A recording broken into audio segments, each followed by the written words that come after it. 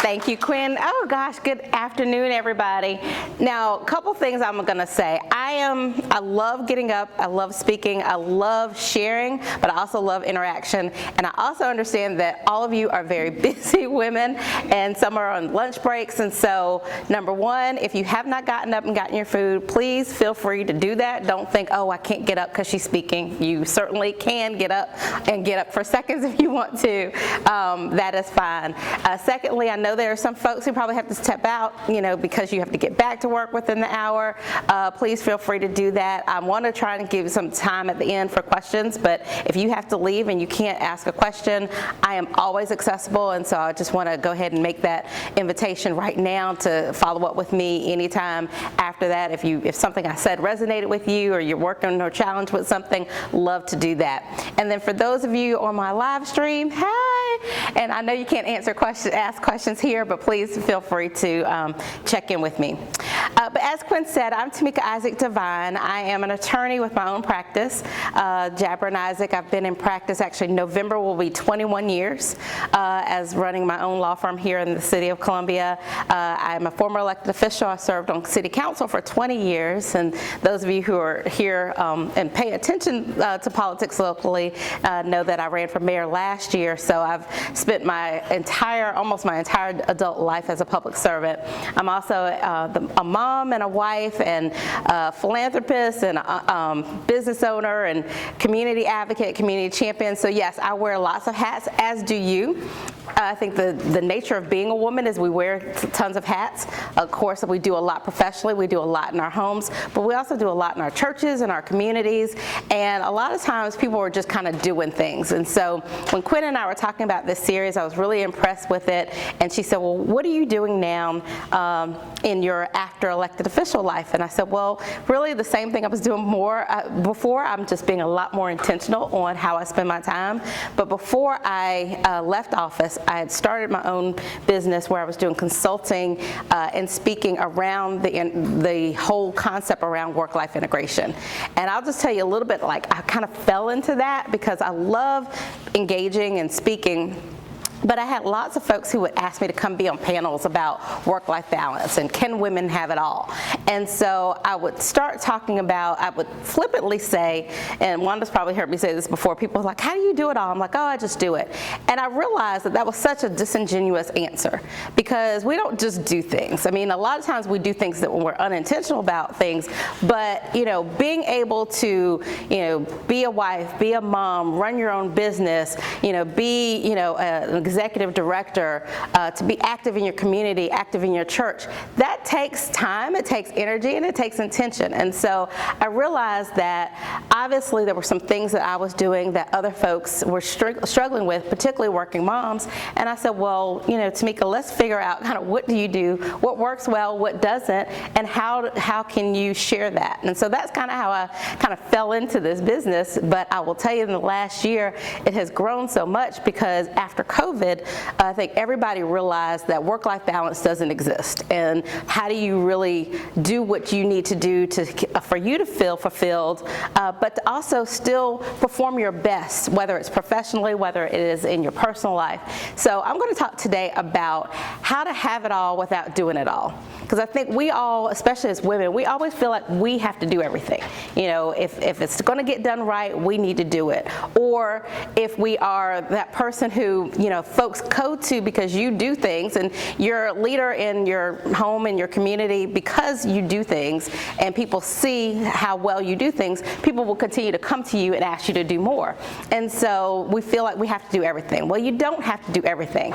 Things have to get done, yes, but figuring out how they can get done without you personally doing it all is really a strategy to help you with that mindset and with that better work-life integration, so that you are fulfilled and you're not stressed out, you're not guilty. So anyway, I'm going to go through this real quick and then get into my tips. But I always start off with this, does it sound like you? Because I'll have some people who will say, well, I don't really struggle with work-life balance. Well, you probably don't struggle with work-life balance because there is no work-life balance.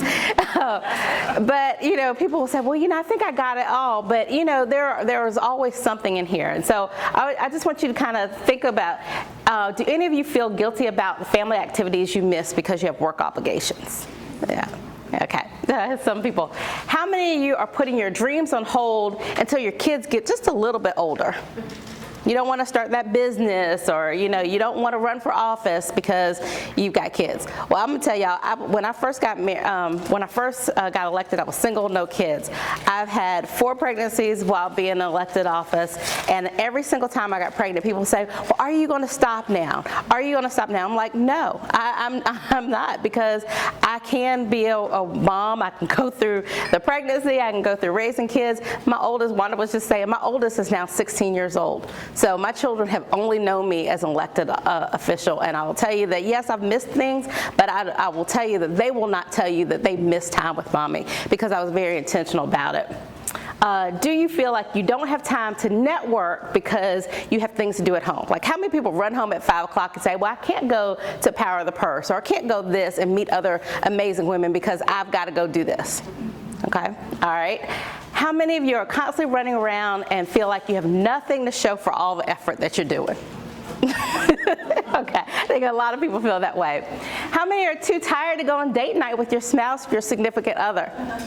Yeah, I'll tell you, there was some times when we first had children, and we would get my mom to keep the babies. It'd be Friday night, and we would go to a date night. Then I'd be like, oh, now that I didn't have kids in the house, I'd be like, well, I'm just going to go to bed, because I was so tired, because I was running so much during the week.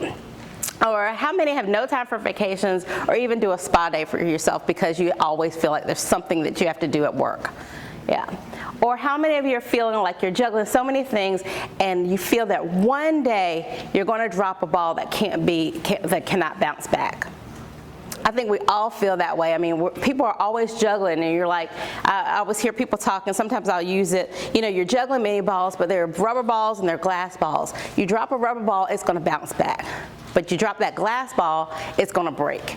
And there are so many women who feel like, what if I drop that glass ball? What if I do something and it's going to break? So I'm going to speak to some of these here. Quinn, go to the next one. I'm not going to spend a lot of time on who I am, because I do this talk all over the place. So a lot of times I'm introducing myself to people. A lot of you know who I am, but I am a former elected official. I have that young picture because that's when my first 2 were younger. They're now 16 and 12, but here I think they were like 7 and 2 or something. So like I said, all my life they've been here. But what I want to share with you is that work-life balance is unachievable. And I don't mean that in a negative way and to say, oh my gosh, you shouldn't even try because you can't get it. But what I want you to start thinking about is that work-life balance is that whole misnomer about, things are equal. And so, you have, the perfect time between your work and your life. You are spending time personally, but then, at 9 a.m. it goes strictly to work, but then at 5 o'clock you're strictly back to personal, and it just doesn't happen that way. And so when I kept being asked, what is, how do you have it all? Or you seem to have great work-life balance. How do you do that? And I started thinking, I said, I don't have work-life balance. Some days it's heavily about work. Friday, I'll just share with y'all, my day on Friday is, I'm glad, Sarah, now and I have a driver in the house. That has made a lot of difference. And so my schedule is a little bit, I don't have to worry about taking, 3 kids to school in the mornings. And so Friday morning I had a super busy day at school, but I left my house. I left at 6:45 to get to work at 7.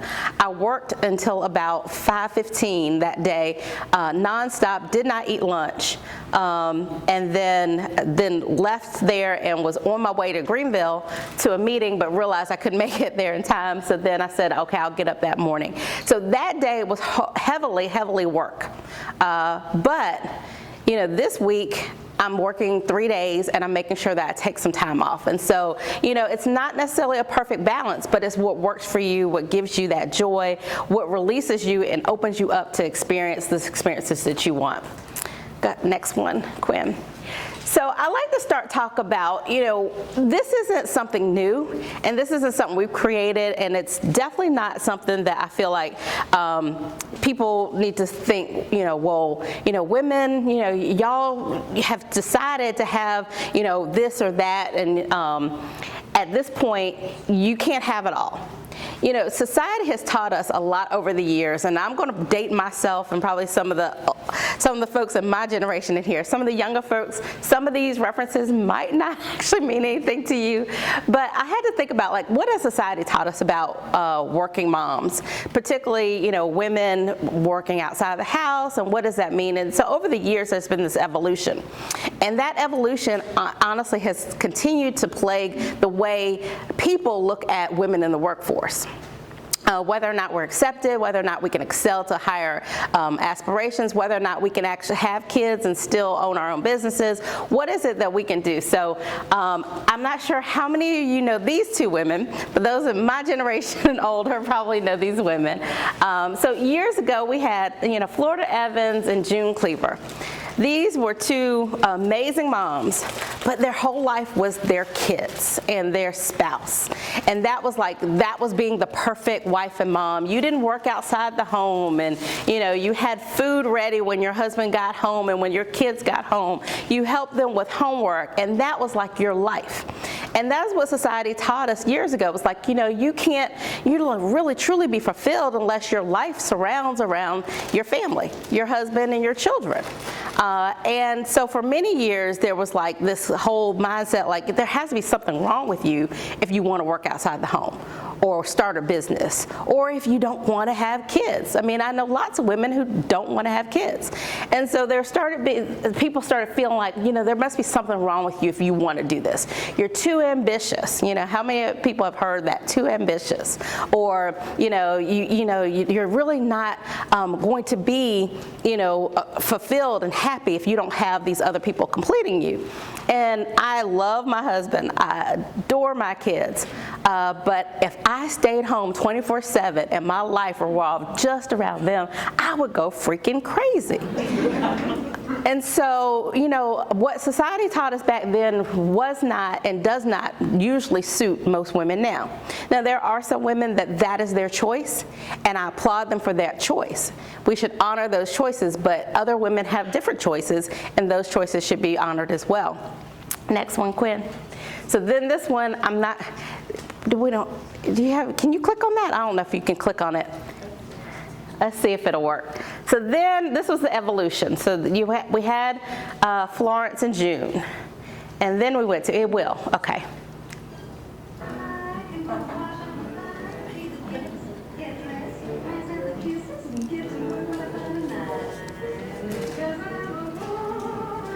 Okay, so I'm dating myself as well, but how many people remember the Anjali woman? Our folks are here. Okay, Quinn. So for you, those of you who don't remember the Anjali woman, this was a commercial for Anjali perfume years ago. I was, at elementary school, I think.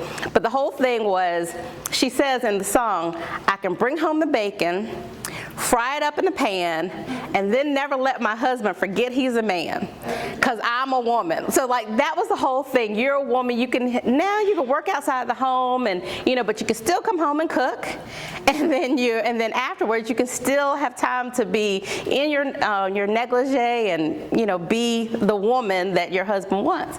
And so that was like kind of like the evolution. Like, okay, so this is what we want. We really want to work all day, hard all day, come home, make dinner, make sure our family is that, and then, be the sexy woman who, can, make never let her husband forget he's a man. So this was a part of it. Then going and again, dating myself, but this was my ideal. Years later, we were introduced to Claire Huxtable on Cosby Show. So Claire was great. I mean, she was a great lawyer. She was a wife and a mom. Her hair and her outfits were always flawless. Her kids were never in trouble, but if they did have a problem, she always had very sage advice and could solve their problem within 28 minutes. And she never, ever had mom guilt. I mean, they never talked about mom guilt on there because she did everything. And so when I was in high school, middle school and high school, this was kind of the thing that I saw. I was like, oh yeah, and I always knew I wanted to be a lawyer. So I was like, that's gonna be me. I'm gonna be this great lawyer, have this wonderful husband, I'm gonna have these wonderful kids, and get everything done. And so later when I went on, became a lawyer, became an elected official, got married, had children, in my mind I still was like, okay, yeah, I'm gonna be Claire Huxtable. And then I realized I wasn't Claire Huxtable. I mean, things happen. Things happen that didn't always resolve themselves in 28 minutes. My kids needed me and needed more time than that I could solve in 28 minutes. I had work that caused me to leave, and you never really saw her leave for extended periods of time. I had work that had me leaving the house and leaving, the city for, a week or sometimes 2 weeks. And so how do you do all those things? So I started thinking about this, and I was like, okay, so society has given us this thought about women. And so when women don't fit in one of these little boxes, you start getting stressed. And you start having that mom guilt or that wife guilt. And you feel like, okay, I must be doing something wrong because I'm not getting it done like Claire Huxtable. And so I realized that the biggest thing, next one, Quinn, the biggest thing for us is to realize that we don't have to fit in a box. Actually, the best thing about us as women is we were made to stand out. We can create our own boxes. We can create our own narratives. We can design the life that we want, and what works for Tameika may not work for Quinn. And what works for Quinn may not work for Sarah.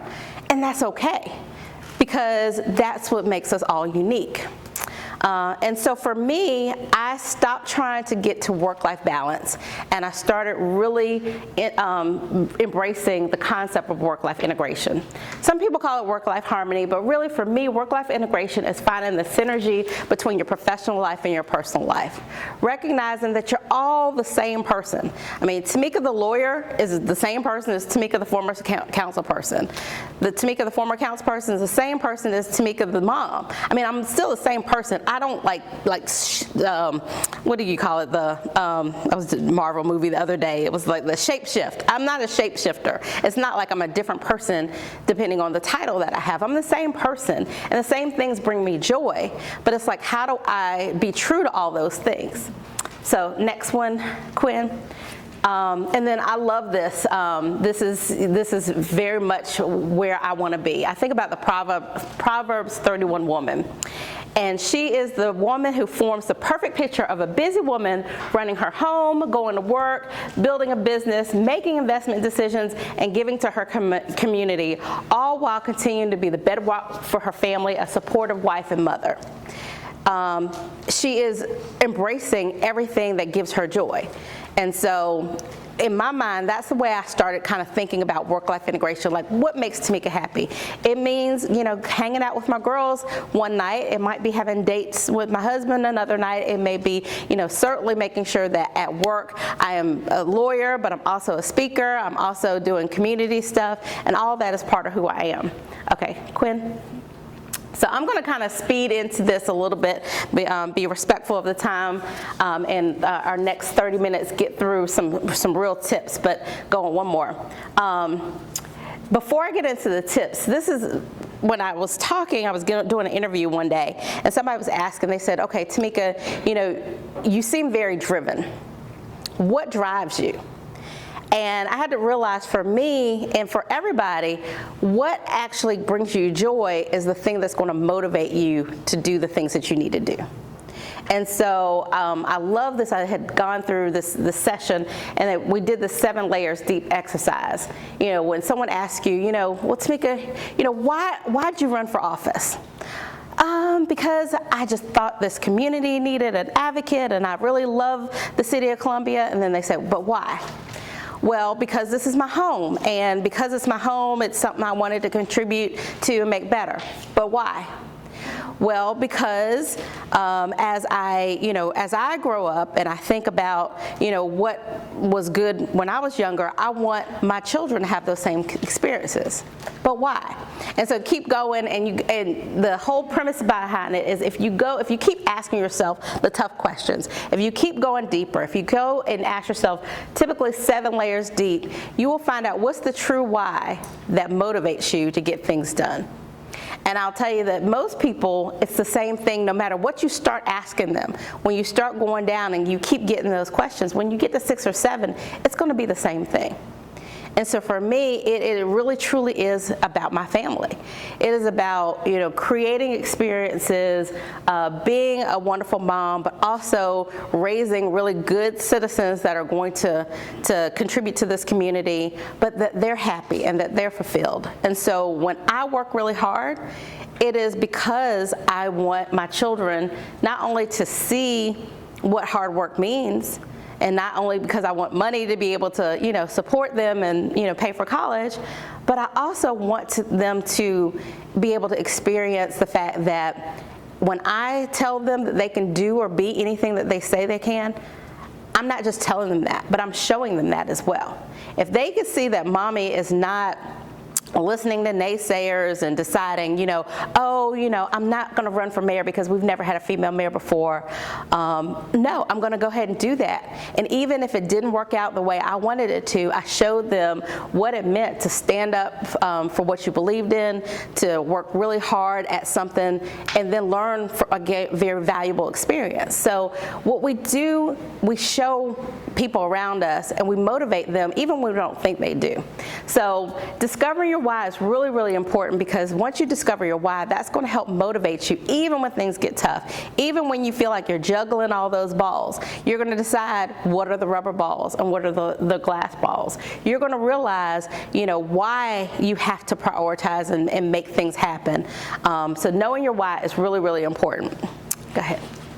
And I'm gonna go through this, but this one, I love this. This is my experiment on I'm not a graphics person at all. And so, but I tried to kind of diagram this because in an interview one time, someone asked me, they said, to you, what do you feel like is the biggest thing that you've learned as you've been trying to get to where you're going? And I said, I've realized when things started changing for me is when I gave myself permission to let my priorities drive my actions. It is so important that we don't feel the need to placate to someone else's desires, that we don't feel the need to let other people's priorities dictate, what we do and why we do it and what's important for our schedule and what's not. Because again, you can have it all, but you have to realize you don't have to do it all. And when you allow other people to set your priorities, then what does your schedule look like? It's something that supports their goals and their dreams and their mission and their priorities, and not necessarily yours. And so I think about, like, my priorities are the core of what I do. And so whether it's something I do at work, the clients that I take, the kind of cases I do, how I spend my day, it's driven by my priorities. My family and my personal life, my life in general, like, what is Tameika? All that is driven by what my priorities are. Okay, Quinn? And then I'll go past that one. Okay, so now this is the real stuff that y'all came for, and perfect, it's right at 12:30. So now I'm gonna give you some of my very favorite work-life integration tips. I'm gonna tell you, first of all, my disclaimers here. First of all, this is not the end-all be-all. I actually literally wrote a book on this one time. I have a book that came out a few years ago, and there's like 20 tips in there. And so when I speak, I always kind of go on my favorite ones. So this is not all the tips, but these are the things that I think are very, very important for me, or at least how I drive things. Second of all is some of these things you're gonna hear and you're gonna say, oh, Tameika, I don't know about that. I'm not saying that all of these things will work for every single person, but I will say that as you are figuring out like what it is that you're trying to do, a lot of these will be helpful. Some of them may not be helpful now, but they may be helpful later. Okay, so Quinn. Okay, so tip number one, of course, about setting priorities. Priorities is spelled wrong, I just realized that. Setting priorities that reflect your values. I talked about, your priorities, but also knowing who you are and what your values are. There are so many times, especially in the work world, that we will be asked to do things that are not part of what we believe is right. And that is why you might get in a situation where you might have some areas that, cause you some angst, because you're doing things that might be someone else's priorities, but they also don't reflect your values. Like I talked about before, again, my why is my family. It's very much about my kids, and so when I hear my priorities, they're about my kids. And so when I'm doing my schedule, that may mean realizing, again, my priorities are having, a good family, being able to provide for my children, and being able to give them experiences. And so as I'm thinking about, my priorities and how things play, that's very important to me. Right before we got started, I was just sharing with Wanda is that, and I think this is one of the tips in here too, but that I do what I call production days. I'm an attorney, I've run businesses, I've got lots of things to do, and sometimes you just need time to actually get the work done. And so I have production days, and what I've realized is that I've been doing my production days, but I've actually been doing them at a time that does not always allow me to commit the time to production that I need to. So I was saying today, I said I think I'm changing them to another day because I've realized that worked out. So that's something that, it's driven by my values. My values are, now that I have a driver and my oldest is about to go to college, Fridays are going to be days that I'm going to want to do college tours. So Fridays aren't good days to do production days. So I'm going to have to change that. So looking at how you're reflecting your values.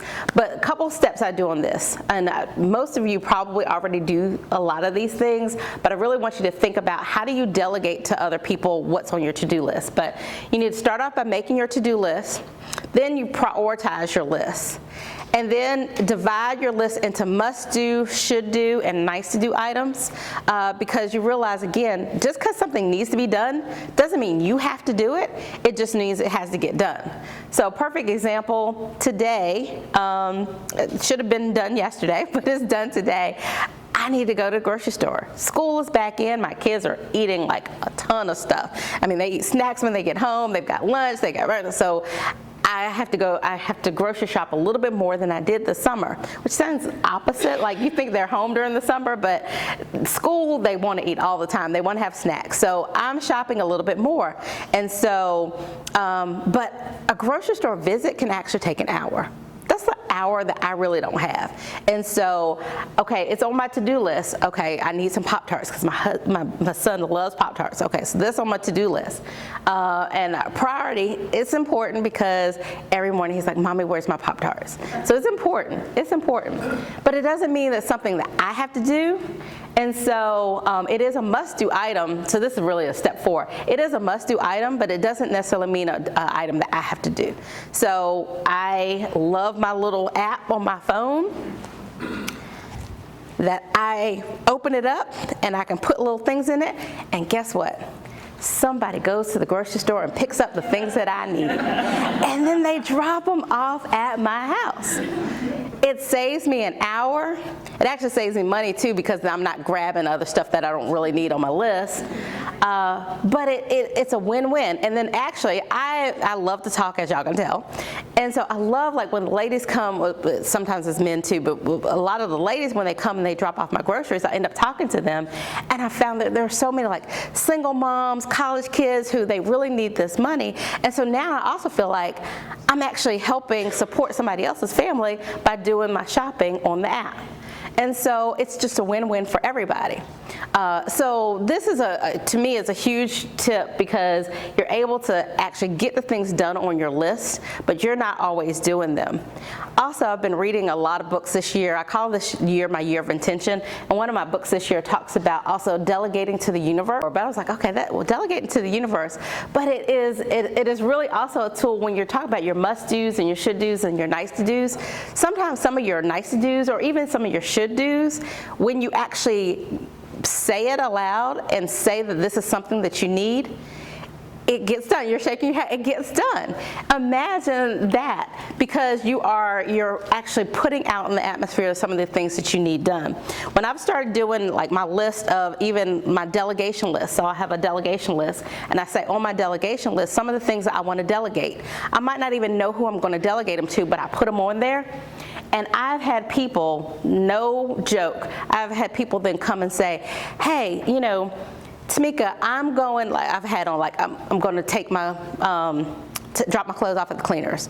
And then, you know, my husband will come in and lo and behold say, hey, I'm going to the cleaners, do you have anything that needs to go? I mean, I didn't ask him, I wasn't even thinking about it, I just said this is something that needs to be delegated. So that's one of the tips that actually can help free you up on some things. Next one, Quinn. So this one I love to say, that plan the work and play and work the plan.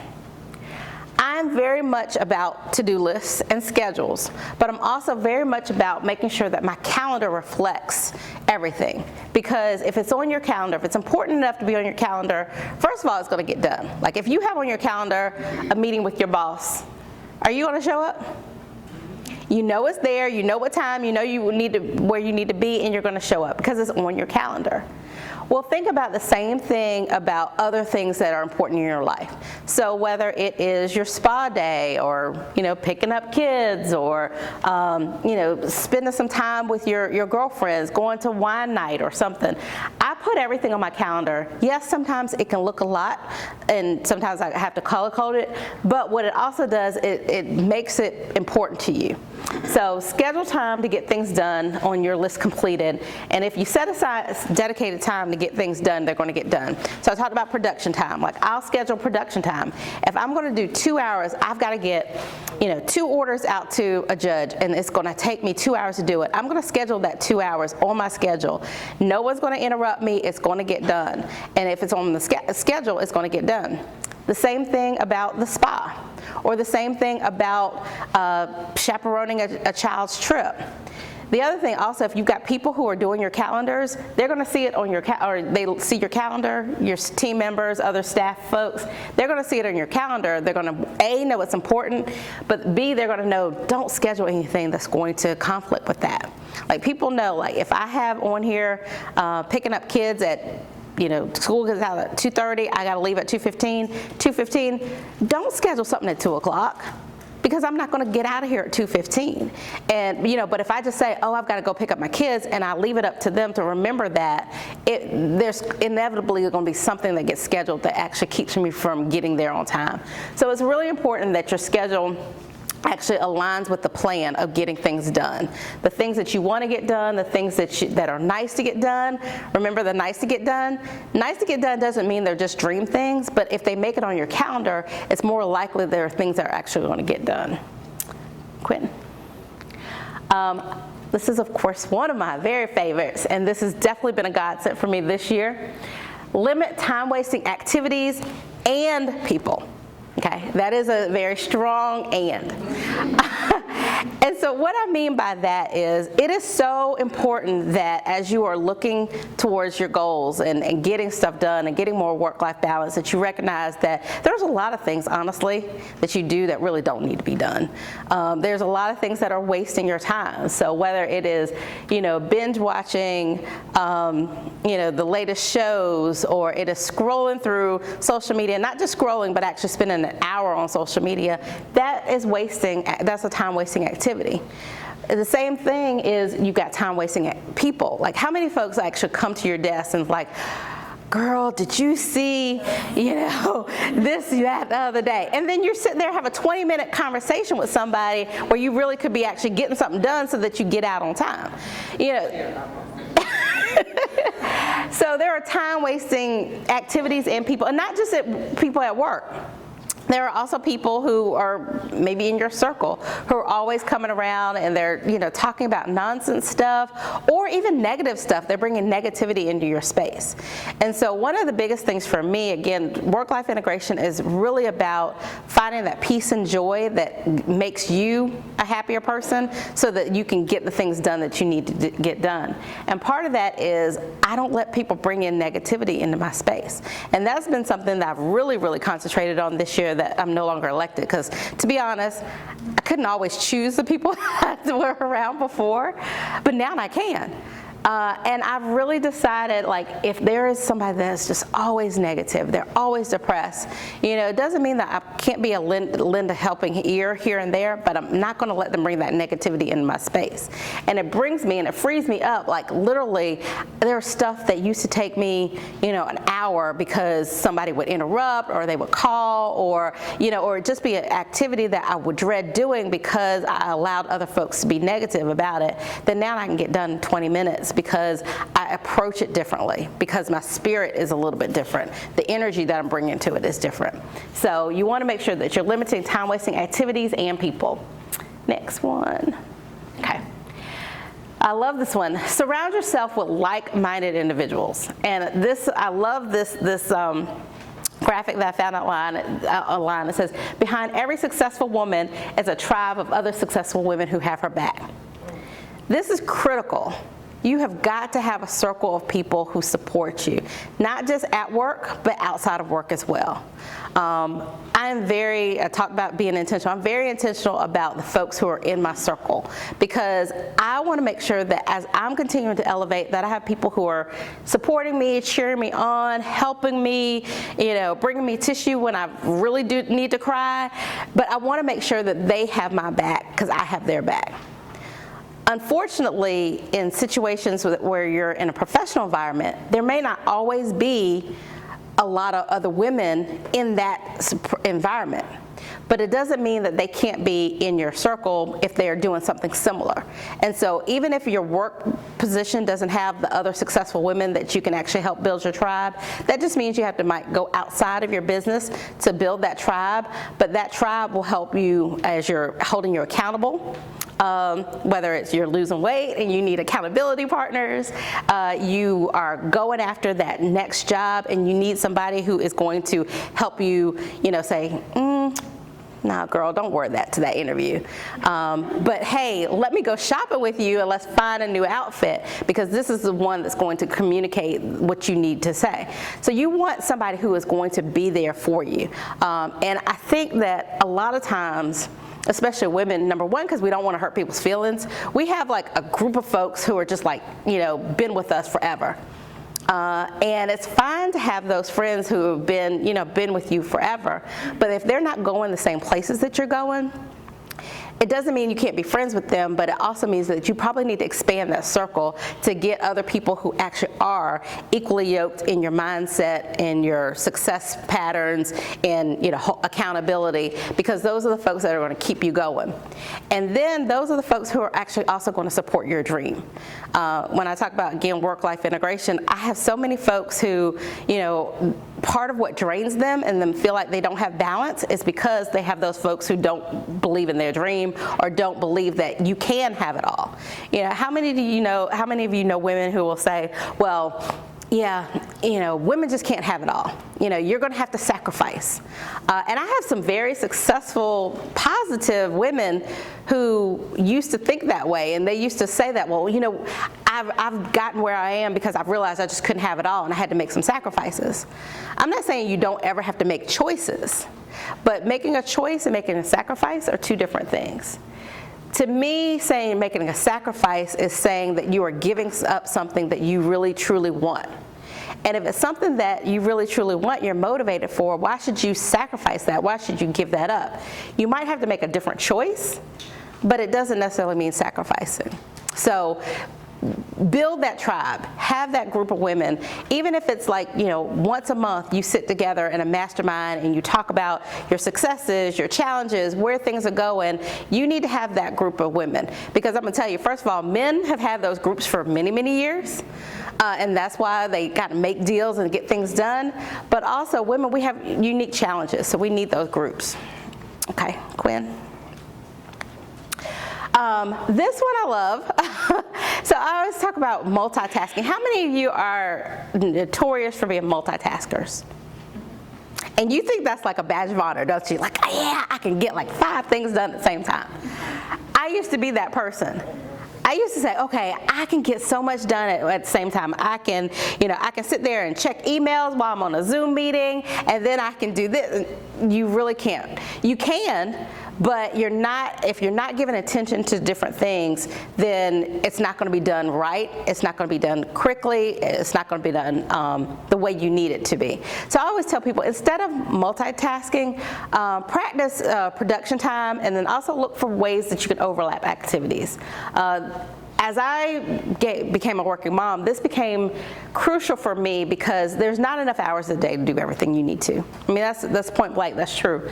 But there are ways that you can kind of figure out overlapping activities. And so the picture I have here is, so right after I had my last child, I needed to lose weight. I was 44 years old when I had my last baby. So imagine trying to lose weight post 40. You got kids at home. It was really tough. But I had to work out. I had to get things done. And so, but I didn't want to lose that precious time. I was nursing and wanted to make sure I was spending time with him. So I found baby yoga. And so that was what he and I did. We did baby yoga and mom and me time, and so I could work out and do things with him. Now, I'll take him to karate. While he's in the karate, I'll run around the gym because I want to work out. But the same types of things. If I tell people this all the time too. Some of my clients, when they talk about like networking meetings and things like that, well, how about figure out, like, if you've got somebody that you need to see, like Kim and I might want to get together for a meeting. And, but she's got kids and I got kids, and like, okay, how are we going to figure out time to get together? Well, how about schedule your networking meeting at the playground? Our kids can play, we can have a business meeting. You've checked off two things. So I'm very intentional about creating ways that I can overlap activities. If there are things that are, again, on my to-do list, starting with that, and there are things that I can do at the same time, I'm not multitasking, I'm just making sure that I'm getting them all done and they're complementing each other. So that's something that is a really good tip to start trying to do if you're not doing any of that. Okay, I gotta zoom through the rest of these in the next 5 minutes. So tip number 6, take a walk, get a massage, meditate, read. This is no single order. I just talked about unplug and spending some quiet time alone. And I shared earlier that I intentionally unplugged all weekend. I typically don't do a whole weekend, but I did all weekend because I told y'all how my Friday went. So I needed to get some time, so I intentionally unplugged. Whatever unplugging looks like to you, whether that's meditating. I meditate every single morning, at least 15 minutes. I try and do 30, but I do it every morning. I also, monthly on my schedule, never let it go out. I always do a massage at least once a month. Sometimes twice, but always once a month. I take a walk. On days like this, probably not so much, but I have tennis shoes in my car, and I've got 30 minutes. Either I could return calls while I'm walking, or I do books on Audible. I'll put on my earplugs and I'll go take a walk. But it helps me unplug and actually just get some stuff done. But it's so important to your self-care to make sure that you are unplugging and taking some time for yourself. Quinn. Very big tip. Do not compare your life with others. I didn't used to put this in as a tip, but what I realized is as I was working with a lot more women and doing some consulting in businesses, there were so many folks who would say, well, I want to do this, because I saw so-and-so on Facebook did da-da-da-da-da. And I realized that there were so many, we're in an environment now that everybody sees what other folks are doing, and they use that as a litmus test to whether or not they're being successful or not, whether or not, you can have something or not, how you should be showing up. But we have to realize that our lives are not to be compared with others. Again, what works for me might not work for other people, so stop comparing, just figure out what works for you. And so I love these two, and I'm gonna read them real quick. One says, every minute you spend wishing you had someone else's life is a minute spent wasting your own.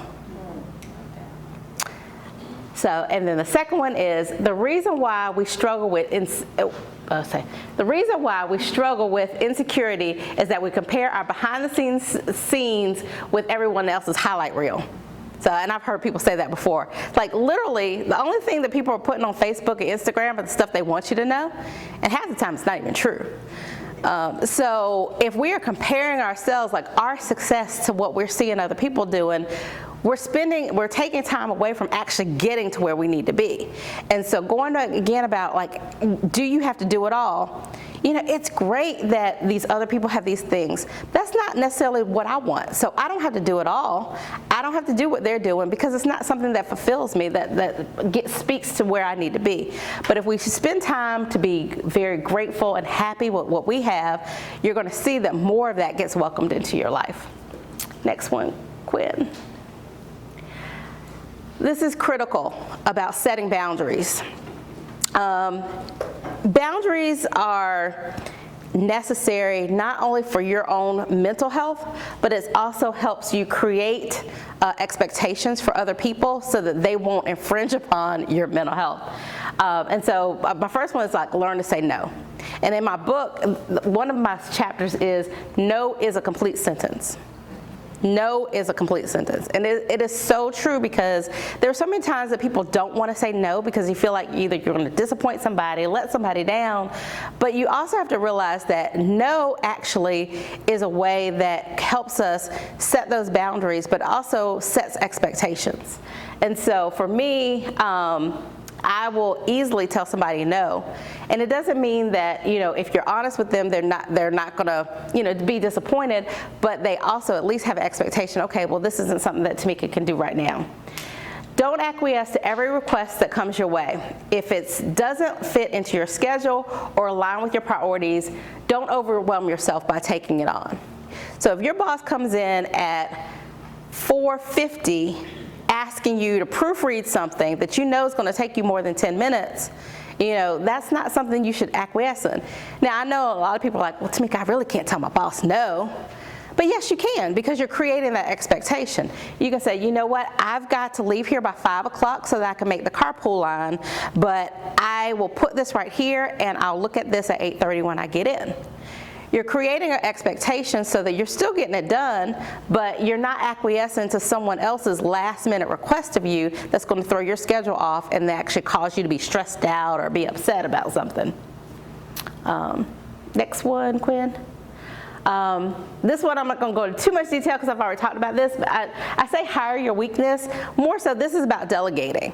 Understanding that there's so many things that you can get done, but you don't have to do them all. So just like the Shipped app that I talked about, I actually have a virtual assistant who actually helps me. Like if I have to make plans and doctor's appointments and other things, and I'll say I'm going to get it done, and I get into my office and it just doesn't get done.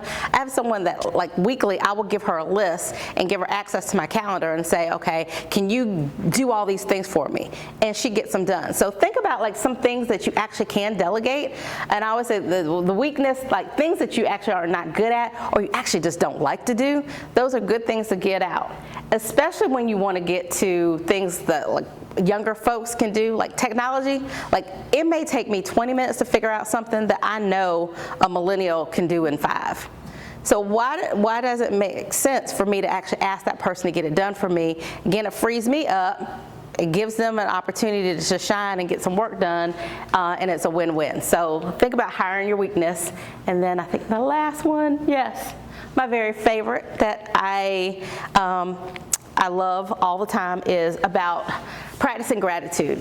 And so that is the last thing I want to leave you with is, if you are grateful for what you have, you are signaling to the universe, you are telling the Lord, you are telling everyone around you that you can appreciate more when you are grateful for what you have. And so gratitude is huge for me because as I think about my schedule can be crazy. Your schedules can be crazy. It doesn't mean that at the end of the day, everything's going to go your way that day. But everything didn't go wrong. If you can be appreciative and grateful for what happened that day, you're actually going to, number one, mindset, you're going to be happier because you're going to have gratitude, but you're also actually signaling more things to come into your life. So that's something I've been doing. I do it all the time, but I've been doing a lot recently as to when things happen that don't go my way. I think about a way not to be frustrated about it, but to turn it into something to be grateful for. So I'll give you a perfect example, and I think I mentioned this to Wanda at the beginning, but y'all, everyone here, or most people here probably know, and I mentioned before, okay, so last year, after 20 years on being city council, I ran for mayor. It was something I worked really hard on. I really felt I had a lot of things to add to the city, and I was excited about it. Okay, it didn't happen, didn't turn out the way I wanted it to. I could be upset, I could be bitter, I could, be crying for days on end, or I could be grateful for the experience, because it was an experience and there are things that came out of it. And so as I was kind of transitioning out of that, I was like, okay, what are the things I could be grateful for about this situation? Well, one thing I'm grateful for is, I mentioned my children have only known me as an elected official. And so now I have a lot more time freed up to spend with them. So I'm grateful for the time that I have for my kids, especially the one that's about to go to college and right now really doesn't want to be with me much anyway. So I'm grateful that I have the time to do things. I'm grateful for the friends that I made during the campaign, because I actually met some really cool people who we now do some stuff with. I'm grateful for the fact that through that experience, I'm grateful for the fact that now I'm in my office more. I've actually been building my law firm and my speaking business, and I've actually been very successful in the first half of this year, more than I had been like the last 2 years in either one of those businesses. And so I look for ways to be grateful for the things that were sometimes could be looked at as a disappointment, because when you show that gratitude, it makes you happy and it gives you that energy, but also from that energy, you bring in more things. And so when I talk about, again, work-life integration, it's not always just about your work and being successful in your work, but it's about what brings you joy in your personal life. What is going to make you happy and fulfilled, so that as you are being that, badass, kick-ass woman in the job place, you're also just being happy and you're being an example for others. And so if you're showing that gratitude and you're practicing that gratitude, it will help you with that. I think I have 2 more quick slides, but maybe not. Oh, okay. And then, the last thing I want to keep you with is, I want you to, again, go back to what is your why. And this is the last thing that I do. I talked about the gratitude thing, but the last thing that I do is I think about my why. And so my why is my family. This is an older picture, but I have a picture in my office, and I actually have a picture, of course, in my car. I have it in my conference room of my family. Instead of like most people, you have your pictures, you're facing out, so that people who come in your office see your pictures. My pictures are always facing where I'm going to be sitting. And so no matter what it is that I do, no matter if I get crazy clients during the day, I have a disappointment, I have somebody who, just is not a pleasant person, I'm always able to focus in on my why. And I realize, and that motivates me, that I can do anything. I can deal with a difficult client. I can deal with a disappointment. I can worry about the judges who are yelling at me and smile and grin and bear it, because I look at my family and I look at my why and I realize that that's why I do what I do. I don't do it for other people. I do it for them. And if I can do something and go home and they look at me and they're happy and they're healthy and they're proud of what mommy has done, then it's all worth it. So I want you to remember, what is your why, and cap that why and be that your motivating factor, and it'll get you to where you needed to be. So that is what I had to say. And Quinn, I went right up into the time, so I don't know if I have any time for questions, but this is how you guys can get in touch with me. If you don't have time to stay, I'll stand up here and answer any questions anybody may have. But I'm on all social media, Tameika Isaac Devine, except for Twitter, I'm T.I. Devine, but you can also email me, and I'm happy to answer any questions, help you strategize through a scenario at work or at home, but most importantly, be part of that success tribe for you, to cheer you on and hopefully help you get more on that journey towards better work-life integration, so that you can be as successful as you want to be.